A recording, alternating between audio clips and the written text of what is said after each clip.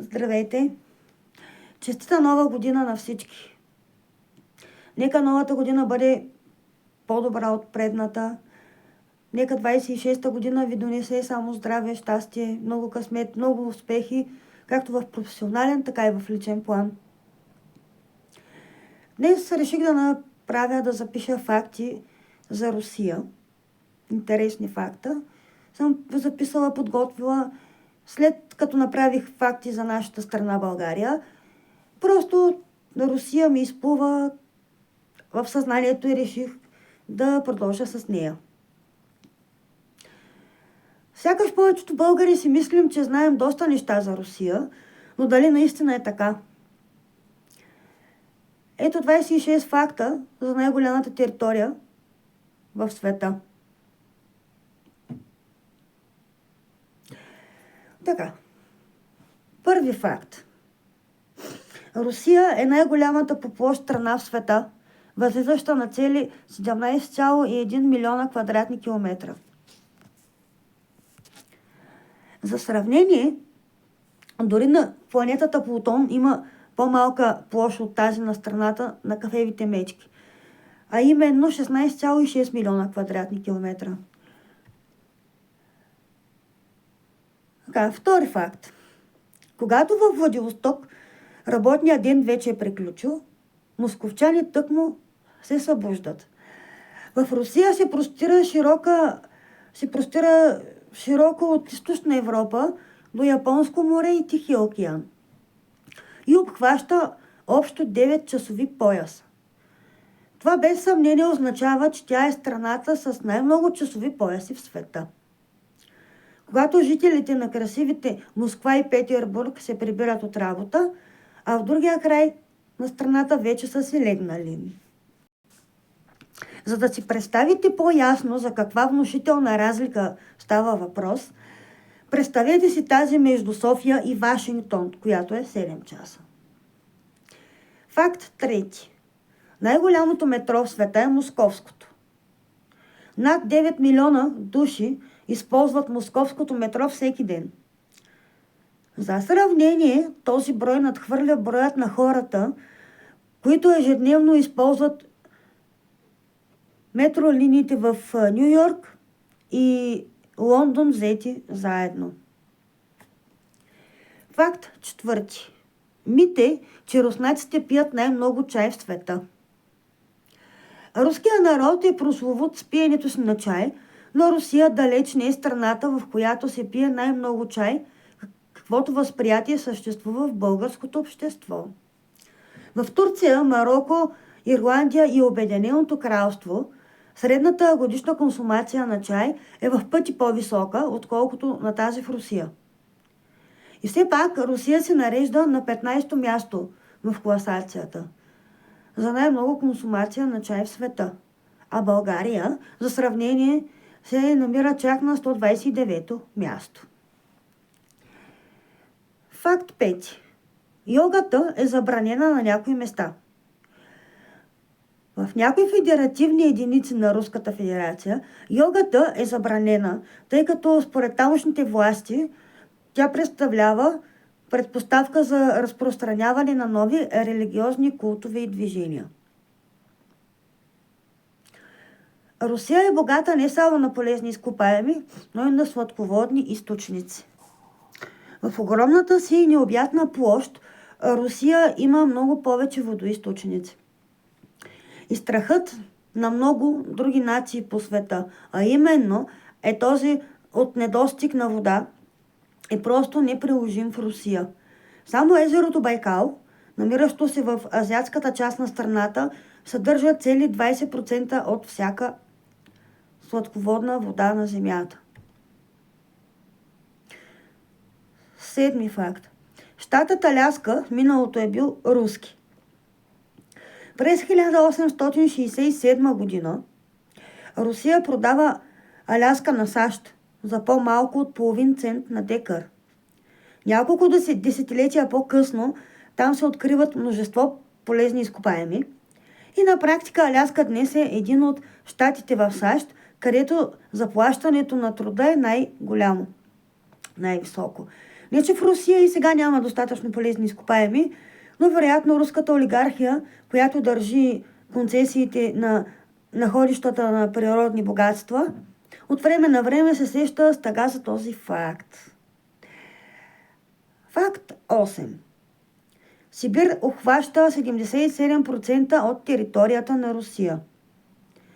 В исторически смисъл всички територии, намиращи се на източно от планина Урал, са в Сибир. Както добре знаем от приказните истории и легендите, в Сибир е най-студено и най-снежно. И това до голяма степен не е мит, а наистина е така. В Якутия е измервана най-ниската температура в северното полукълбо. Първенството си оспорват Тимтор и Верхонянск, а градусите на рекорда, момент само да погледна, варират между минус 71 и минус 79 градуса по Целзий. Майко. В зависимост от източника на метода на измерване. Нали? По Целзий фактически минус 71. Минус 71. Аз при минус 5 замръзвам. Факт 9. Русия дава най-много жертви във Втората световна война. По време на Втората световна война Русия е част от състава на Съветския съюз. Според официалните източници, общият брой на военните и цивилните жертви във войната е 26 милиона и 600 хиляди души, като приблизително 14 милиона от тях са руснаци. Това са огромни цифри. Това означава, че 13,7% от населението на Съветския съюз и 12,7% от това на Русия е загинало в резултат на войната. Факт номер 10. В най-близките си точки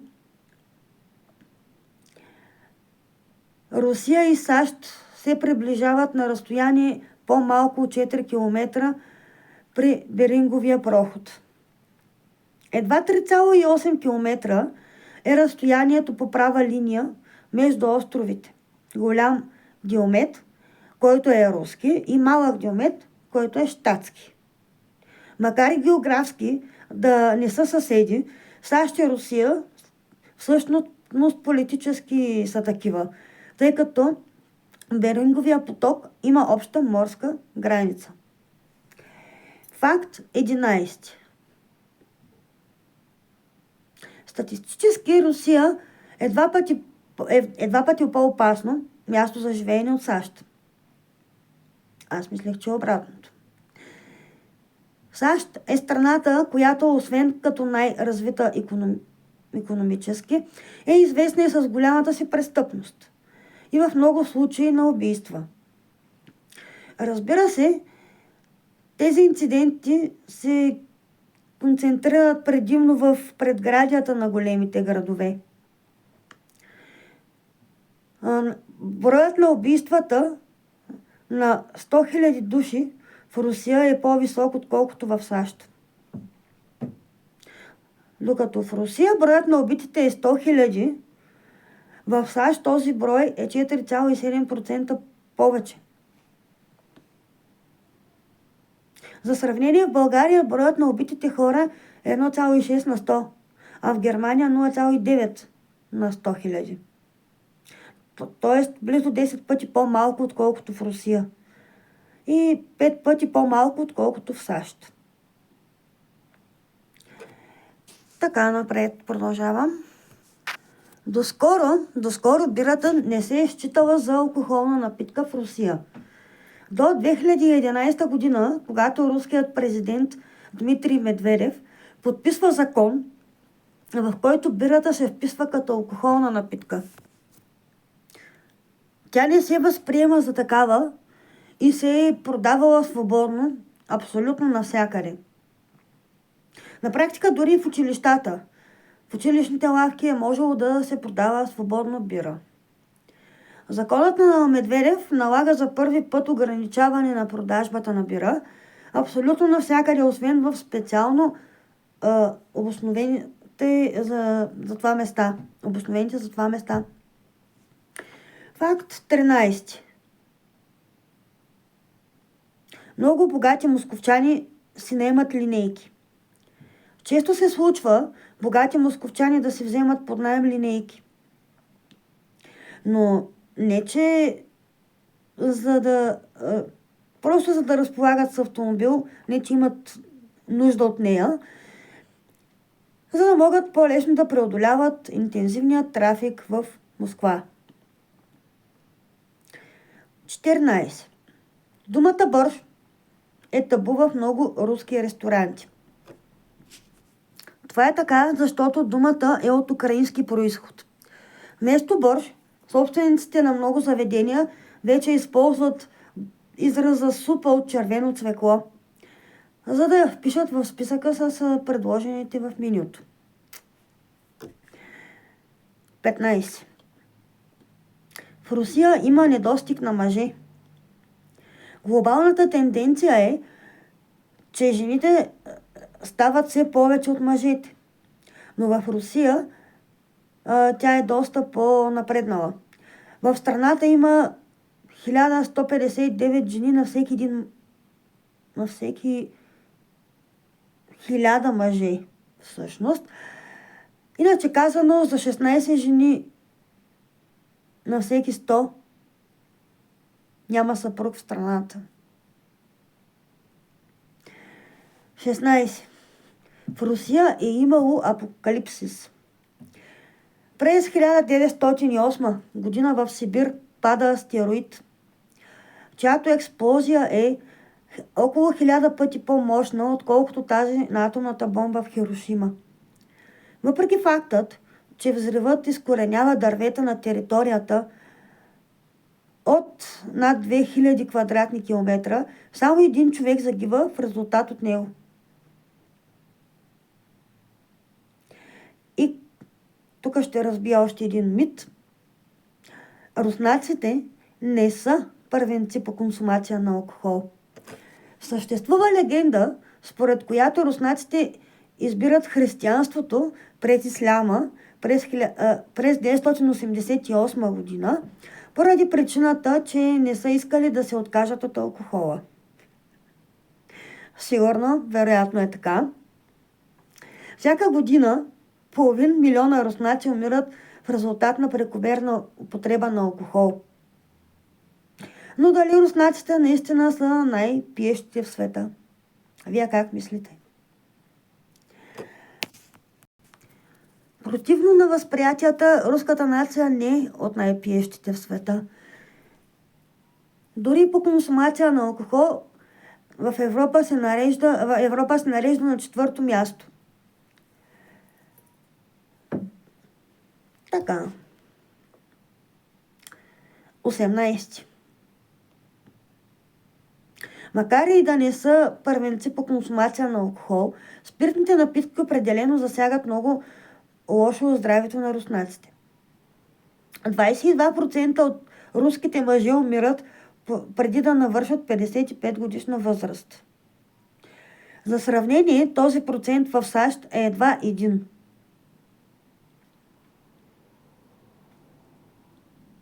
19. Втората световна война все още не е приключила за Русия и Япония. Поради диспут по отношение на Курилските острови, Русия и Япония все още не са подписали мирно споразумение след края на Втората световна война. Макар и да не водят сражения, двете страни на практика формално са си до ден днешен във война. 20. Така, 20. В миналото в Русия е имало данък брада. По времето на цар Петър Велики, Всеки мъж с брада е трябвало да плаща данък. Както в България се е плащал ергенски данък. Изключение се допускало само за духовенството и за селяните. Целта на Петър Велики, поради която налага забраната, е да се внесе западната култура сред дворянството. Така, 21. Твърди се, че в своята необятна територия Русия има най-малко 15 тайни градове с неизвестни локации и имена.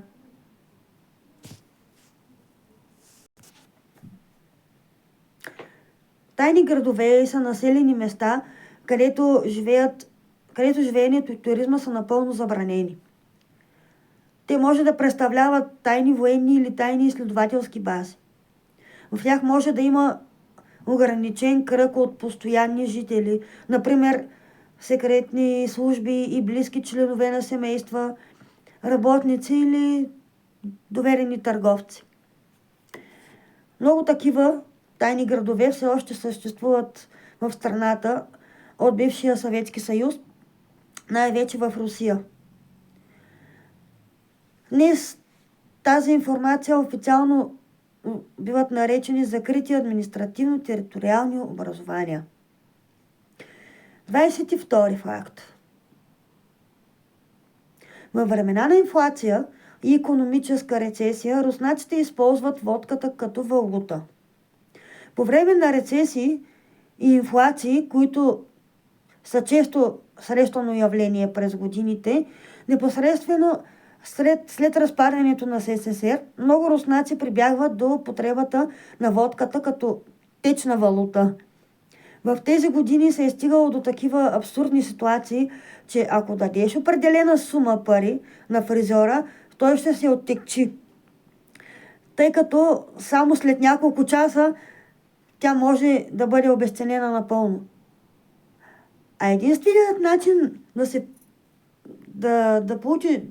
да получи човек желаната подстрижка е като му даде шише водка. Това е интересно. 23. Голяма пропаст между бедни и богати. Голямата пропаст между бедни и богати в Русия е сред най-големите в света, като 35% от руските пари, намиращи се в домакинствата, се притежават от общо 110 милиардери. Останалите? Той в България започна да става така крайно богати и крайно бедни. Факт 24. Псовните са забранени в литературата, театъра и киното. През 2014 година руското правителство обявява война на псовните в книгите, филмите, телевизиите, текстовете на песните и театралните постановки. Нарушителите подлежат на глоба. Принципно и България би трябвало, то е забранено, не е прилично, но аз лично не съм чела българска книга, в която има псовни, но в телевизионните предавания със сигурност се е случвало. 25 факт. В страната се продава само памучно дамско бельо. Дамското бельо, съдържащо по-малко от 6% памук, е напълно забранено за продажба в Русия, което означава, че почти всички популярни по света марки бельо са забранени. Причината за това е, че синтетичното бельо е вредно за кожата на тялото. Всеки носи само отговорност какво да причинява на тялото си. Но, да, добре, съгласна съм. Все пак мислят за жените си. Така. И последен, 26 факт. Русия притежава най-много ядрени бойни глави в света. 8 са страните в света, за които се знае, че са разработвали и изпробвали своите ядрени оръжия.